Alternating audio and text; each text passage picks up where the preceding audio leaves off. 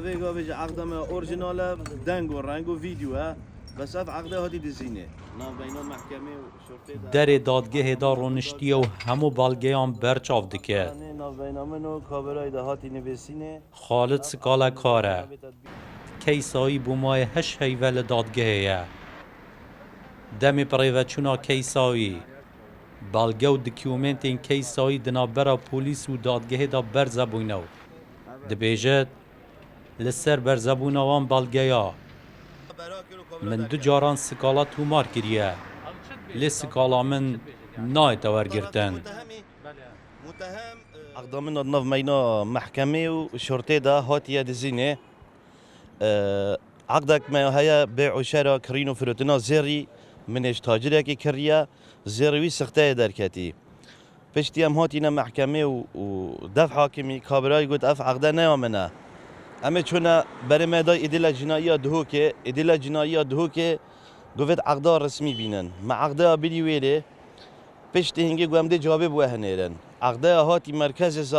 زاخو اینای محکمه ناف بین محکمه و مرکز زاخو دف عقده هاتی دزینه دو جاره از چون دف رئیس محکمه زاخو که شکایت المحکمه و شرطه بکم دعوام بره و نبره دستی وی حاکم خانه نشینیته ده و حاکم جین حمیز زانه کیا و امناوی چه حاکم دیار ناکن مدوید لجنه دیفچونی بکت که مسئله چه و کیل پشتیه لسر و کیسه ما پیوندی بدادگاه زاخو پولیسین زاخو کرد لی آماده نبون هیچ لیدوانه که بدن شاهده که وی کیسه جی و که شاهد وی کیسه پش راز دکد ولی از شهادم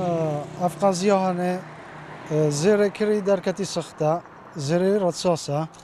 و محکمی رو که بریه کری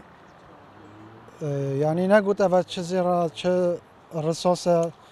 همه بریه کری و چه تشنه خسته سروی لما دویا ای سال گره بسته کرینا 13 کیلو به 106 گرام زیری که بوردک زیری تناس کرن به بهای 750,000 دلار امریکی ته چه کرنه لسروی بازاری سکالا ته تومار کرن کریار دبیجت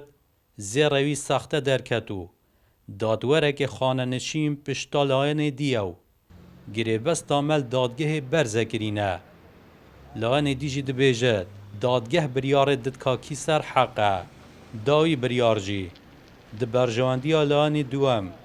که فروشیار زیریه درکفتو کیس هاتا داخستنه احمد سعید کرساد نیوز زاخو